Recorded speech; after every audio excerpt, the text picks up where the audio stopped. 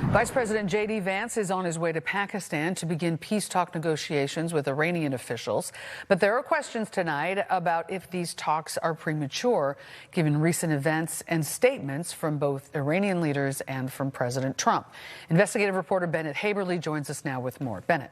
Yeah, Marion, one Middle East expert we spoke to today said the proverbial road ahead could see some ups and downs over the next 2 weeks as Iranian officials and the U.S. begin those negotiations this weekend.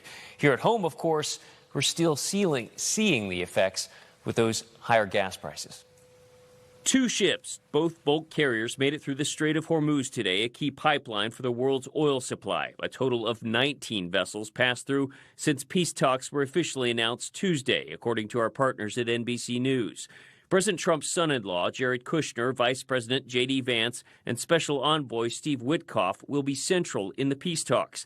As the Vice President boarded Air Force Two this morning, he told reporters the Trump administration would extend an open hand if Iran was ready to negotiate, but added if they try to play us, they'll find the U.S. is not as receptive.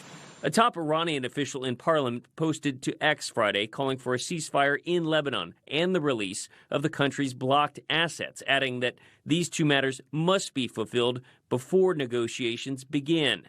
Iran has said it will not reopen the Strait of Hormuz until Israel stops bombing Hezbollah in Lebanon.